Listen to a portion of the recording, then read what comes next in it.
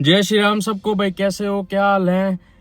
Reporting from New Zealand. भाई मेरे पास बहुत सारे मैसेज आ रहे थे, टेक्स्ट आ रहे थे कि भाई मेरा हमको ना हेल्थ केयर पे वीडियो बना के दो, हमको क्या कहते हैं हेल्थ केयर के बारे में इन्फॉर्मेशन चाहिए।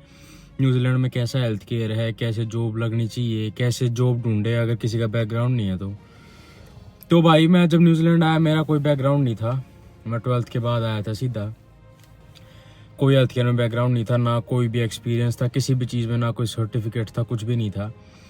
तो भाई मैं ये रेकमेंड करूंगा अगर किसी बंदे को जैसे मान लो हेल्थ केयर में जॉब चाहिए है, जो उसका बैकग्राउंड नहीं है या नहीं है, तो सबसे पहले तो भाई ट्राई करो कि तुम वैसे और सीक वगैरह जितने भी ऐप्स है उनसे अप्लाई करते रहो। अलर्ट्स अपने ऑन रखो फ़ोन पे और उनसे ना अप्लाई करते रहो, रोज़ की रोज़ अप्लाई करते रहो। अगर कोई रिजेक्ट भी कर रहा है ना तो उसको फिर भी अप्लाई करते रहो। और अपना इसको क्या कहते हैं अलर्ट्स को अगर तुम ऑन रखोगे ना तो इससे बहुत ज़्यादा फ़ायदा होता है। और भाई तुम फर्स्ट एप्लीकेंट बन जाते हो अगर तुम जल्दी उस जॉब के लिए अप्लाई करते हो, क्योंकि भाई बहुत बंदे अप्लाई करते हैं। और दूसरी चीज़ है भाई कि सीवी, अगर आपका सीवी मान लो किसी का बैकग्राउंड नहीं है तो भाई सीवी कैसे बनाएं।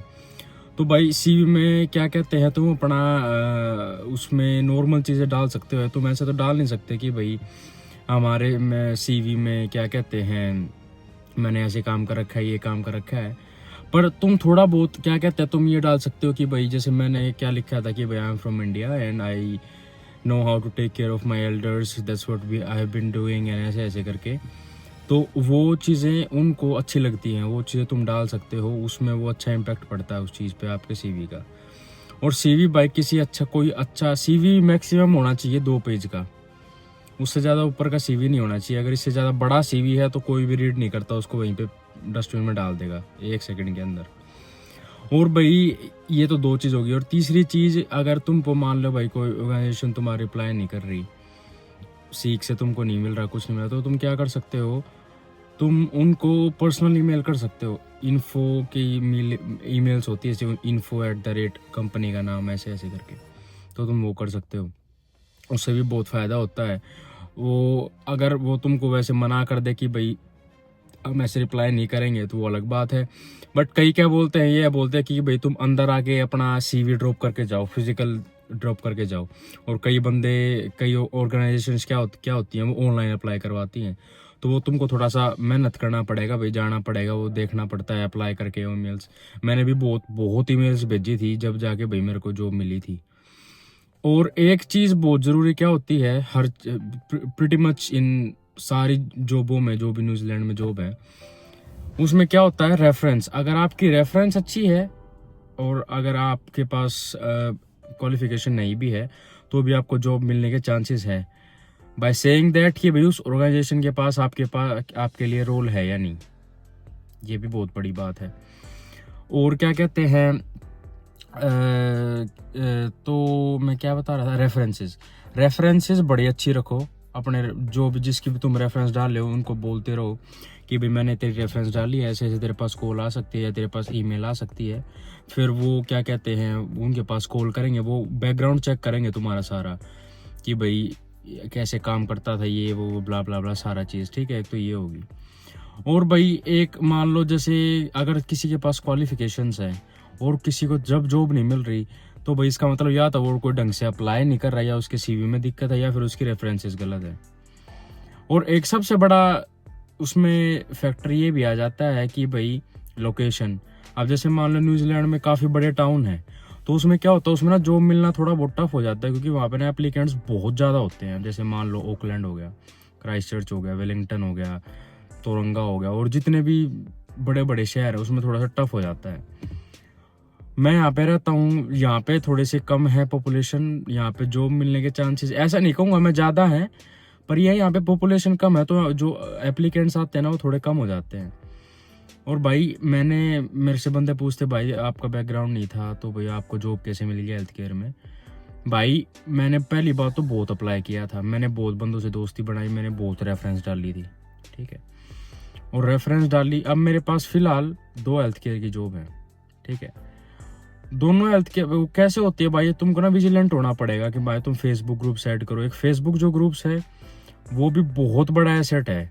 फेसबुक जो ग्रुप्स होते हैं तुम्हारे टाउन के, उसको तुम ऐड करो, मतलब आई मीन सॉरी, उसको तुम ज्वाइन करो। वहाँ पे जॉब्स, बहुत ज़्यादा जॉब्स आती हैं, फेसबुक ग्रुप से बहुत ज़्यादा जॉब आती है। वहाँ से जो जॉब है तो वो वहाँ पे वो सीधी अपनी ईमेल डाल देते हैं भाई कि भाई दिस इज़ माय ईमेल और इमीडिएट स्टार्ट ब्ला ब्ला करके वो तुमको अपना हायर कर लेते हैं।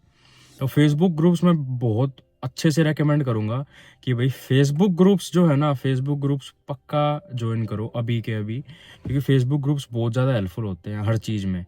वहाँ पे बहुत बंदे पोस्ट करते हैं अपनी जॉब्स। मान लो किसी को हेल्थ केयर की जॉब नहीं भी चाहिए, कोई और जॉब चाहिए है, तो भाई वो भी जॉब वहाँ पे बहुत ज़्यादा डालते हैं बंदे जॉब, ठीक है। और भाई दूसरी बात ये हुई, अगर किसी बंदे को, मान ले किसी बंदे का हेल्थ केयर में एक्सपीरियंस है इंडिया में, या फार्मासिस्ट है, हेल्थ केयर का है, जो भी कोई उसका बैकग्राउंड है मेडिकल से लेके रिलेटेड, और उसको यहाँ पे किसी को कोर्स करने आना है कि भाई मान लो वो उसको ये नहीं पता कि भाई हमको कौन सा कोर्स करना चाहिए, कौन सी सिटी लेनी चाहिए, कौन सी यूनिवर्सिटी है, उसकी क्या फीस होगी, उसका भाई क्या जो भी कुछ उसके जो जितने भी रिलेटेड क्वेश्चंस हैं, तो भाई मेरे पास एक एजेंट है, वो मेरा काफ़ी क्लोज है, और मैं क्या कर सकता हूँ, मैं उससे रीच आउट कर सकता हूँ। तो तुम मेरे को क्या कर देना, तुम मेरे को या तो इंस्टा पे डीएम कर दो। डीएम ऐसा मत करना कि भाई हेलो भाई ये वो, सिर्फ मेन चीज़ मेरे को डीएम करो, I need agent, that's it, ठीक है। अगर तुम ये मेरे को कमेंट करोगे तो मैं क्या करूँगा, मैं उसको एजेंट का ईमेल आईडी या फिर उसकी इंस्टाग्राम आईडी मैं तुमको सीधे डीएम कर दूंगा, और तुम वहाँ से उसको अपना मैसेज कर सकते हो। बट उसको तुम मैसेज करोगे तो उसका जो मैसेज है उसमें तुम मेरा रेफरेंस डालोगे, जब ही वो तुमको रिप्लाई करेगा, और जब ही तुमको फ्री ऑफ कॉस्ट सब कुछ करेगा। मेरी रेफरेंस से वो तुमको फ्री ऑफ कॉस्ट, तुमको कोई एक्स्ट्रा चार्जेस नहीं पे करने हैं, कोई भी एक्स्ट्रा चार्जेस नहीं पे करने। बाय सेइंग दैट तुमको सिर्फ इमिग्रेशन की फीस पे करनी है अगर तुम उस एजेंट के थ्रू जाते हो। इमिग्रेशन की फ़ीस तो सबको पे करनी होती है, ठीक है, वो नॉर्मल है। तो इमिग्रेशन की फ़ीस तुमको पे करनी है सिर्फ, और उसके बाद यू आर सॉर्टेड। उसके बाद कोई किसी भी चीज़ की तुमको कोई एक्स्ट्रा फाइल चार्जेस, ऐसे कोई भी तुमको चार्ज नहीं देने, और वो तुमको बहुत अच्छे से गाइड करेंगे। उनके काफ़ी एक्सपीरियंस है न्यूजीलैंड के वीज़ाज़ लगाने में, स्पेशली स्टडी वीज़ाज़। तो मैं तुमको बिल्कुल रेकमेंड करूँगा कि भाई मेरे को कमेंट करो, यहाँ पे कमेंट कर देना, या फिर तुम इंस्टा मेरे को डीएम कर देना कि भाई आई नीड एजेंट, मैं तुमको उसकी डिटेल भेज दूंगा, ठीक है। और भाई और बातें क्या थी, मेरे को बंदे बहुत पूछ रहे थे कि भाई हेल्थ केयर जो है उसमें जो जॉब मिलती है उसमें क्या क्या करना होता है। भाई हेल्थ केयर तुमने बहुत सुनी है, क्या करना होता है भाई, उसमें क्या करना होता है, या तो तुम्हारी जॉब लगेगी ओल्ड रेजिडेंट्स में, जो बूढ़े होते हैं, सीधी भाषा में बता रहा हूँ मैं तुमको, जो बूढ़े होते हैं, या फिर यंग से यंग बंदे होते हैं, जो बच्चे भी होते हैं, ठीक है। बूढ़ों में क्या होता है, बूढ़ों की उम्र लगा लो भाई होगी 30-40 के भी होते हैं, जिन 30-40 के तो बहुत कम होते हैं, और मैक्सिमम होते हैं 80-90, 70-80-90, 70 के बहुत कम, 80-90 के, ये तो इनकी एज की रेंज होती है, ठीक है। इसमें तुमको उनको असिस्ट करना होता है सारी चीज़ों में।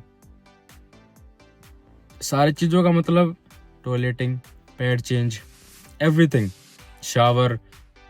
उनको अगर किसी को खाने की इशू है, कोई खा नहीं सकता अपने आप, तुमको उसका भी वो भी खाना है, उनको उसको फीड भी करना है, सब चीज़ ये सारी चीज़ करनी होती है। और भाई हेल्थ केयर की जॉब आसान नहीं है, मैंने नाइट शिफ्ट्स कर रखी है, मैंने मॉर्निंग आफ्टरनून सारी शिफ्ट्स कर। जो नाइट शिफ्ट्स है उसमें भी बहुत टफ होता है बंदों का, कि भाई तुमको रात को इतनी नींद आ रही है। और ये जॉब है बहुत ज़्यादा मेंटली बंदा अगर जो स्ट्रॉन्ग है ना, तो उसी के लिए ये जॉब है। ये फिजिकल जॉब नहीं है, ये ऐसी जॉब नहीं है कि तुमको कुत्तों की तरह लगे रहना, ये वैसी जॉब नहीं है। बट ये मेंटली स्टेबल जॉब है। जिस बंदे का दिमाग अच्छा है और उसका माइंड स्ट्रॉन्ग है और रिस्पॉन्सिबल है, तो ये जॉब उसके लिए ठीक है।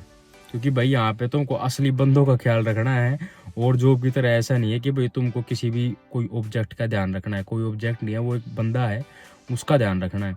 अगर उसको कुछ हो गया तो वो बात तुम्हारे पे आएगी, भाई तुमने उसको ऐसे किया है, तुमने उस नर्स को नहीं बताया, ऐसे करके, ये सारी चीज़।